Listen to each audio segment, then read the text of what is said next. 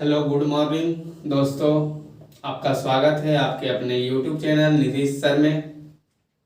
कल की क्लास के रिगार्डिंग आपका जो था पॉलिनोमियल समाप्त हो चुका था, यानी 2 चैप्टर हम खत्म कर चुके हैं और बहुत बेहतरीन ढंग से खत्म किए हैं। सारे क्वेश्चन को आपके सामने डील किए थे और उसके बावजूद भी अगर आपको किसी सवाल पॉलिनोमियल या रियल नंबर, ये दोनों में से 2 चैप्टर हम बता चुके हैं, दोनों में से किसी में भी अगर इतना सवाल करने के बाद आपको कोई भी डाउट है तो हमारे व्हाट्सएप नंबर जो इंट्रोडक्शन की क्लास या पिछले क्लास में बताया गया है, और जिन्होंने कल की वीडियो नहीं देखी है तो पहले जाकर उस वीडियो को देखें। उसका लिंक जो है डिस्क्रिप्शन बॉक्स में डाल दिया गया है। आज हम चैप्टर 3 शुरू करने जा रहे हैं। चैप्टर 3, 2 चैप्टर हम पढ़ चुके हैं। अगला जो आपका चैप्टर है, चैप्टर का नाम क्या है? Pair of linear equations in 2 variables. क्या नाम है? Pair of linear equations in 2 variables, यानी 2 चर वाले रैखिक समीकरण का युग्म। 2 चर वाले रैखिक समीकरण का युग्म।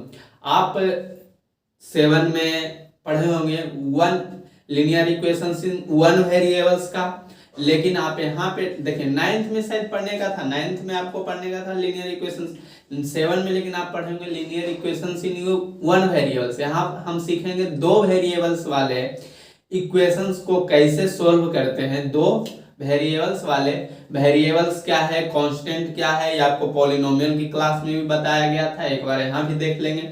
चलिए देखिए, चैप्टर का क्या नाम है? पेयर ऑफ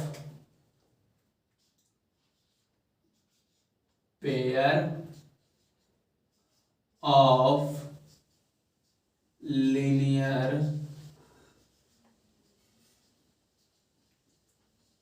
इक्वेशंस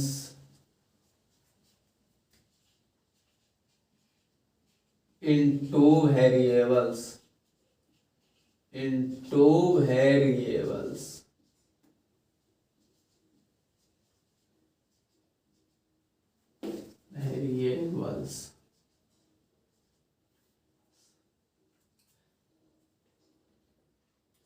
यानी pair of linear equations in 2 variables.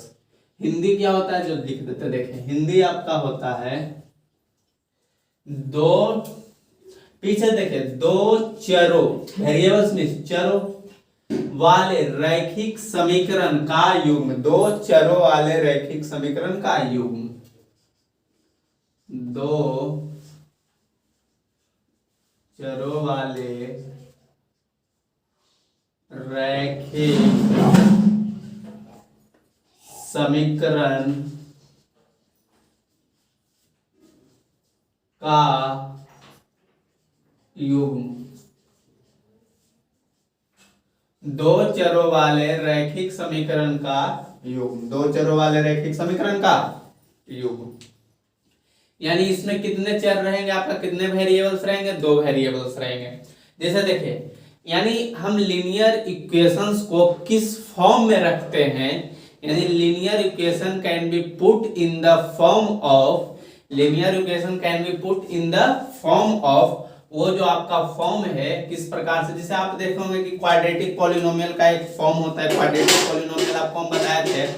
एक सेकेंड रुक जाइए। जैसा कि आप देखे होंगे, इसका मतलब इसका जो एक फॉर्म होता है, किस फॉर्म में हम इसको पहचानेंगे कैसे कि ये लीनियर इक्वेशन का फॉर्म है कि नहीं। जिस प्रकार से आपका एक क्वाड्रेटिक इक्वेशन का, क्वाड्रेटिक पॉलिनोमियल का फॉर्म बताए थे, क्या बताए थे? ax square plus b by ax square plus bx plus c, ax square plus bx plus c क्या था, किसका फॉर्म था? क्वाड्रेटिक पॉलिनोमियल का। अगर हम उसमें इज इक्वल टू 0 कर देते तो क्या बन जाता है? क्वाड्रेटिक इक्वेशन बन जाता है।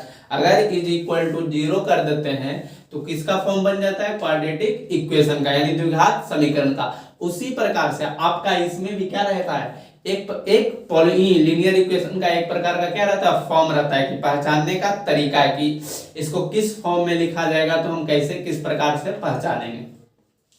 तो देख लीजिए कि किस प्रकार से लिखा जाता है।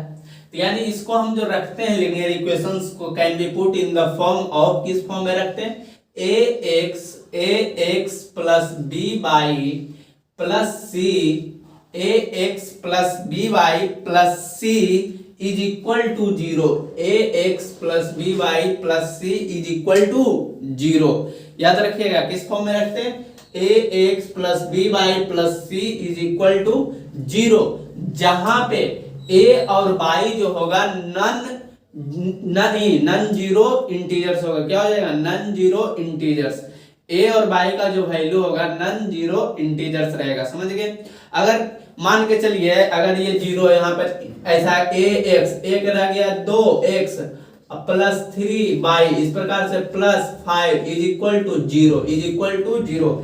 तो ये जो देखिए इसमें ये क्या हो गया, x और y क्या हो गया आपका, x और y जो आपका हो गया ये आपका क्या हो गया, वेरिएबल्स। वेरिएबल्स पूछेगा इसमें कौन है, तो x और y, x और वेरिएबल्स मींस चर, चरो बोलते हैं वेरिएबल, तो चरो यानी वेरिएबल्स कौन कौन है, तो x और y। तो कांस्टेंट फॉर्म कौन कौन है, देखिए x के साथ क्या गुना में है, x का कोफिशिएंट कौन हो जाएगा, तो 2, x का कोफिशिएंट 2 और y का कोफिशिएंट 3। आइए तो आपका कांस्टेंट फॉर्म है, ये आपका क्या है, कांस्टेंट फॉर्म है, ठीक। तो x का कोफिशिएंट क्या हो गया, या तो देखिए इस प्रकार से भी आपका रह सकता है ax plus B y is equal to 0, ऐसे भी दे सकता है, लेकिन उसमें दो को वेरिएबल्स रहना जरूरी है। देखिए ax plus B Y plus, जैसे यहाँ पे मान के चलिए कांस्टेंट टर्म नहीं भी दे सकता है, अगर दे दिया ऐसे इस प्रकार से भी लिखेगा 5, मान के चलिए 5x plus 4y is equal to 0। तो ये भी आपका कैसा फॉर्म है, लीनियर इक्वेशंस का ही फॉर्म। ये जरूरी नहीं कि इसमें कांस्टेंट टर्म रहेगा, लेकिन इसमें कितने वेरिएबल्स रहेंगे, 2 वेरिएबल्स। जब 2 वेरिएबल्स रहेंगे तभी हम कह सकते हैं कि किसका फॉर्म है, लीनियर इक्वेशंस इन 2 वेरिएबल्स का। तो देखिए इसमें जो ये कांस्टेंट टर्म कौन कौन हो गया, यानी 5 क्या है, x का कोफिशिएंट है, और y क्या है, तो 4 क्या है, तो y का कोफिशिएंट है। मान के चलिए अगर यहाँ पर हम इसलिए बोले कि ये जो a और b का जो वैल्यू होगा नन जीरो, यानी जीरो के बराबर नहीं हो सकता। किसके बराबर नहीं हो सकता, जीरो के बराबर नहीं हो सकता।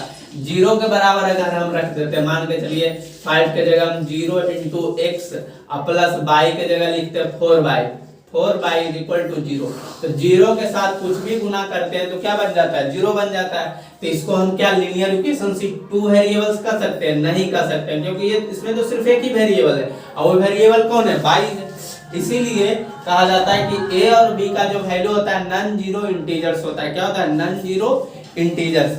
ठीक है, इतना समझ में आ गया होगा आपको कि लीनियर इक्वेशंस को किस फॉर्म में रखते हैं, तो ax plus B Y plus C के फॉर्म में, ax plus B Y plus C is equal to 0 के फॉर्म में रखते हैं।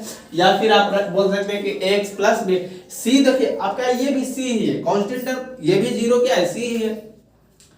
और जिन्होंने चैनल को पहले सब्सक्राइब नहीं किया है तो पहले जाकर सब्सक्राइब कीजिए और बेल आइकन को जरूर दबाइए, जरूर से जरूर दबाइए। अगर आपको ये 2 चैप्टर तो आप पढ़ चुके हैं, उसके बाद देख भी रहे हैं कि पढ़ाने का शैली क्या है मेरा। अगर उसमें कोई त्रुटि नजर आता है तो आप जरूर कमेंट में लिखें कि आप में ये प्रॉब्लम है, तो हम उसमें सुधार करने का प्रयास करेंगे। प्रयास क्या, हम जरूर से जरूर आपको उम्मीद पर खरा उतरेंगे। ठीक है, चलिए देखें, तो यानी लीनियर इक्वेशंस इन 2 वेरिएबल्स को किस फॉर्म में लिखते हैं ये तो आप देख लिए, समझ में आ गया होगा। ठीक, आगे देखिए, अब इसको सोल्व करने का तरीका क्या है, तो सोल्व करने का जो तरीका है वो देखते हैं। चलिए इसको मिटा देते हैं। ठीक, आपको जो इसका नोट्स जो बस आप पहले यहाँ पे समझते रहिए कि किस प्रकार से लीनियर इक्वेशन को सोल्व किस प्रकार से करेंगे। जैसे देखिए इसका कुछ जो है ज्योमेट्रिकल टर्म्स है और कुछ जो है ग्राफ के द्वारा भी, ग्राफ की सहायता से भी हम इसको सोल्व करते हैं और ज्योमेट्रिकल टर्म्स भी है। देखिए मान लीजिए कि कोई लीनियर इक्वेशन 2 वेरिएबल्स का फॉर्म है, a1x plus b1y is equal plus c1 is equal to 0 plus c1 is equal to zero. या एक फॉर्म, एक इक्वेशन आपका, मान लीजिए ये इक्वेशन फर्स्ट, ये इक्वेशन फर्स्ट। दूसरा जो इक्वेशन है a2x plus b2 a2x plus b2 plus c2 is equal to zero, ये आपका सेकेंड इक्वेशन है।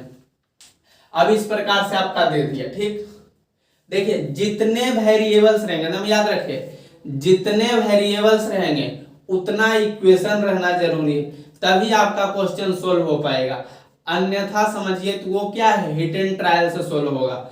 मान के चलिए यहाँ पे वेरिएबल्स 1 और 2 है, इक्वेशन सिर्फ यही एक रहता है, तो इसको सोल्व करना इम्पॉसिबल था, इसको ये सोल्व हो ही नहीं सकती। ये तो आपका कांस्टेंट है, C1 क्या है, एक कांस्टेंट है, इसके जगह पे कुछ भी रह सकता है, 1 2 3 4 5 6, इसके जगह पे कुछ भी रह सकता है। लेकिन मेरा वेरिएबल क्या है, y और x। तो अब जब याद रखिए कि जितना वेरिएबल्स उतना इक्वेशन रहेगा, तभी आपका जो है इक्वेशन वो सोल्व हो पाएगा, अन्यथा वो सोल्व नहीं हो सकता है। और नहीं तो फिर हिट एंड ट्रायल मेथड से वो भी कभी कभी वो आगे कंपटीशन के थीम पढ़ना है। लेकिन याद रखिए कि जितना वेरिएबल्स उतना इक्वेशन रहना क्या है, जरूरी है। तो देखिए यहाँ पे वेरिएबल्स कितने हैं, 2 a1x प्लस b1y। तो देखिए यहाँ पे x और y दो वेरिएबल है, तो कितने इक्वेशन है, 1 और 2 इक्वेशन है। अब इस इक्वेशन को सोल्व कैसे करेंगे, अब कौन ऐसा इक्वेशन है जो सोल्व होगा, कुछ ऐसे भी इक्वेशंस आएंगे जो सोल्व नहीं हो पाएंगे। तो इसके लिए पहले हम जान लेते हैं कि कौन जो इक्वेशन वो सोल्व हो पाएगा। तो देख लीजिए, अगर ये जो मान के चलिए a1 बटा a2 is not equal to b1 बटा b2, मान लीजिए कि अगर a1, पहला केस क्या है, केस फर्स्ट,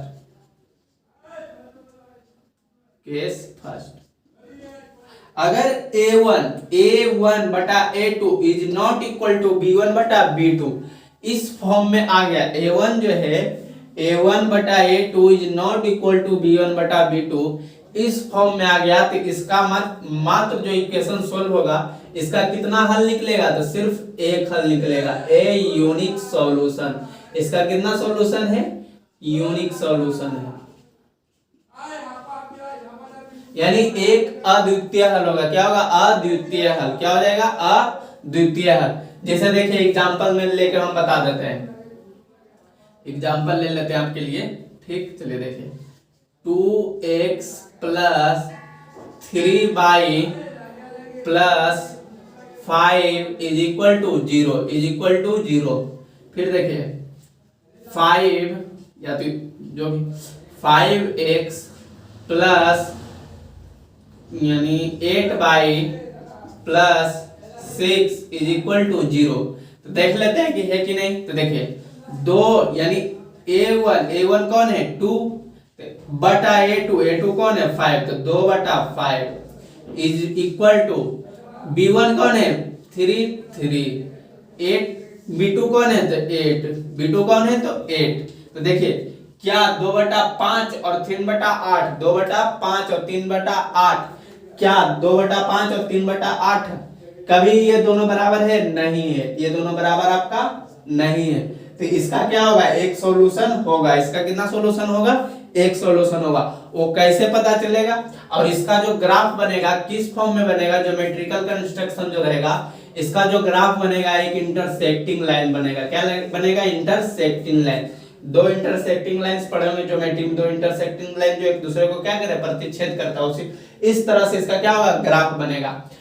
देख लीजिए कैसे आपको हम बता देते हैं, एक अथी में ग्राफ बना के दिखा देते हैं इसका। चलिए देखिए एक एग्जांपल और देते हैं।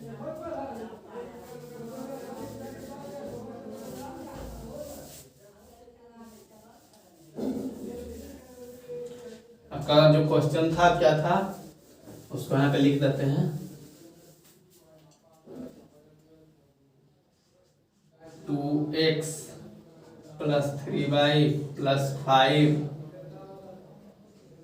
इज इक्वल टू 0, और क्या था 5x plus 8y plus 6 is equal to 0। ठीक, यही था आपका।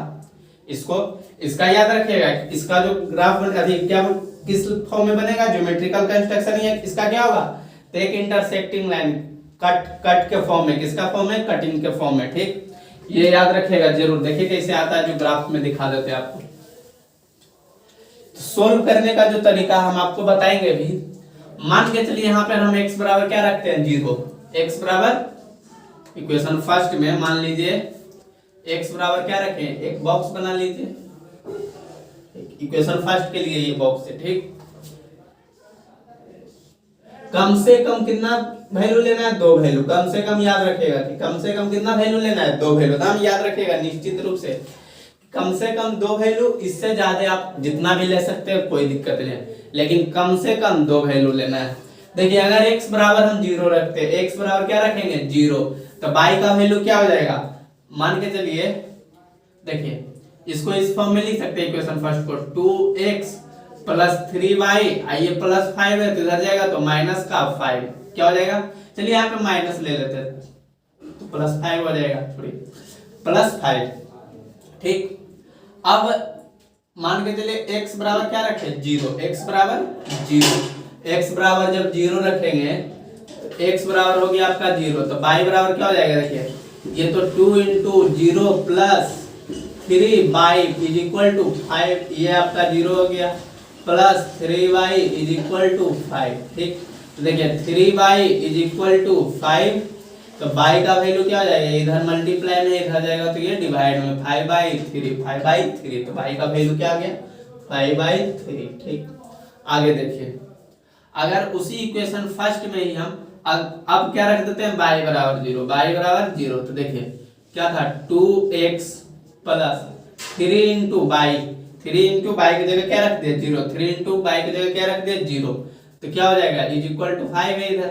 ठीक, तो देखिए 2x, ये तो आपका पूरा टर्म क्या हो गया, 0 बराबर 5, देखिए x बराबर 5, ये इधर है तो 2 नीचे चला जाएगा, यानी x का जब y का वैल्यू हम 0 रखे तो x का वैल्यू कितना है, 5/2, x का वैल्यू कितना है, 5/2। ठीक, चलिए आगे देखिए, ये तो इक्वेशन फर्स्ट सोल्व हो गया, इक्वेशन सेकंड को सोल्व कर देते हैं। ठीक, चलिए देखिए, अब एक बॉक्स और बना लीजिए, एक बॉक्स आप और बना लीजिए। ये आपका जो बॉक्स है इक्वेशन सेकंड, ये किसके लिए, इक्वेशन फर्स्ट के लिए, इक्वेशन सेकंड, ये आपका इक्वेशन फर्स्ट के लिए, ये आपका इक्वेशन सेकंड के लिए, इक्वेशन सेकंड। कम से कम कितना वैल्यू लेना है, 2 वैल्यू, कम से कम याद रखिएगा कि 2 वैल्यू लेना है। ठीक, इसमें एक ऐसा टर्म होगा जो कि कॉमन टर्म होगा, वो आपको ग्राफ में पता चल जाएगा, देख लीजिए। अब रखते हैं x बाय, आप कुछ भी रख सकते हैं, 0, 1, -1, -2, आप पे निर्भर है, कोई दिक्कत नहीं है, आप पे निर्भर। यहाँ पे बटा में आ गया टर्म, अगर मान है कि नहीं हम कुछ और रखेंगे जिससे कि बटा में टर्म नहीं जाए, तो आप कुछ भी रख सकते हैं, और आपको जो वहां सॉल्यूशन देगा बहुत आसान सॉल्यूशन रहेगा, हार्ड नहीं रहता है। चलिए देखिए, अब x का वैल्यू क्या रखे, 0, तो जब x का वैल्यू इसमें 0 रखेंगे तो ये पूरा टर्म 0 हो जाएगा, तो क्या हो जाएगा, 8/-6 इधर तो उधर जाएगा तो प्लस में 6, तो y बराबर क्या हो जाएगा, 6/8।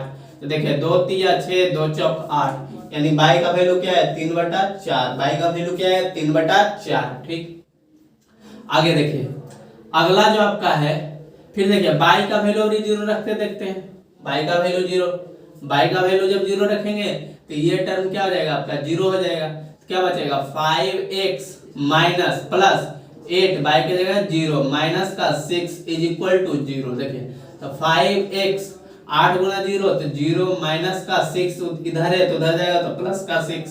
देखिए तो 5x is equal to 6, 5x is equal to 6, तो x बराबर क्या हो जाएगा, 6, 5 है इधर गुना में इधर जाएगा तो भागा में 6/5, 6/5। देखिए आ गया। अब इसको किस फॉर्म में लिख देते हैं, ग्राफ के फॉर्म में।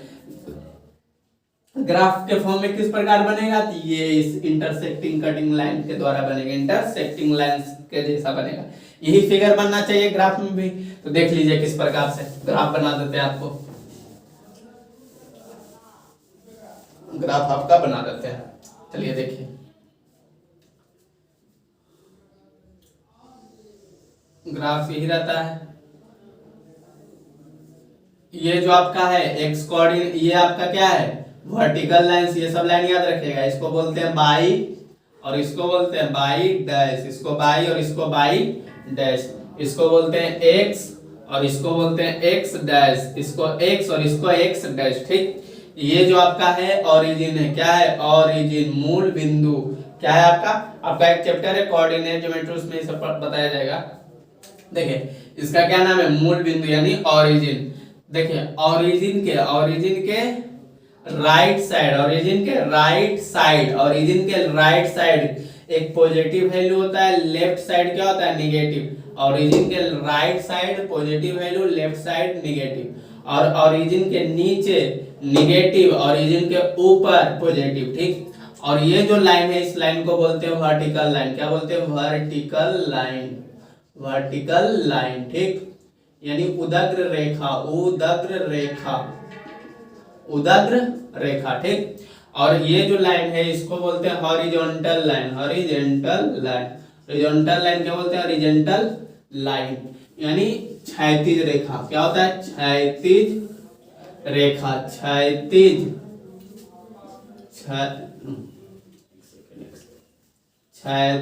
रेखा। ठीक, अब एक्स का जो नाम है इसको बोलते हैं एब्सिसा, ABSI और एब्सिसा। ठीक, एब्सिसा, एब्सिसा मींस भुज। क्या होता है, भुज। इसको बोलते हैं बाई कोऑर्डिनेट। क्या बोलते हैं, ऑर्डिनेट, ऑर्डिनेट मींस कोटि, ऑर्डिनेट मींस कोटि, ऑर्डिनेट मींस कोटि। ठीक, चलिए देखिए, तो अब मूल बिंदु के राइट साइड याद रखिएगा, मूल बिंदु के right side positive value, left side negative value, ऊपर पॉजिटिव नीचे निगेटिव। तो देखिए अब उसके अनुसार आप मान यहाँ पे धर दीजिए, 5/2 है, मान के चलिए यहाँ पे ले लेते हैं। 5/2 का मतलब क्या हुआ, अढ़ाई। अब 5/3 का मतलब क्या हो गया, देखिए 3 एकम 3 और 3 छगड़ा 1.6। अगर 1 लेते हैं, मान के चलिए 1 लिए। ठीक, 1 2 3 4 5, इधर भी ले लीजिए 1 2 3 4 5 6।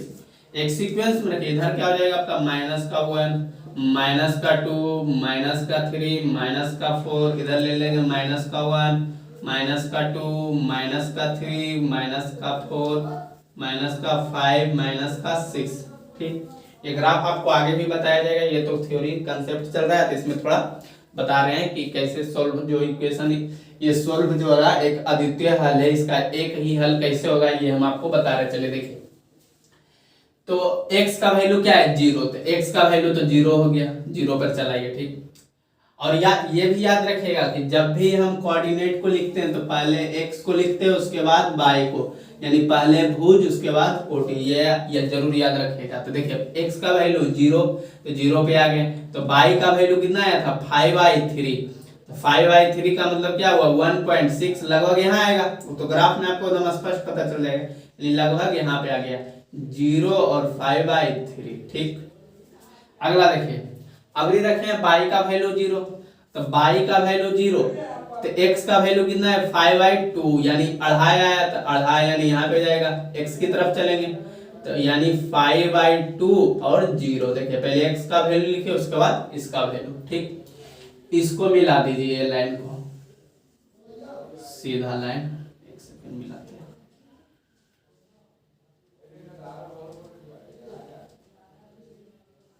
चलिए देखिए, चलिए ठीक है, हो गया।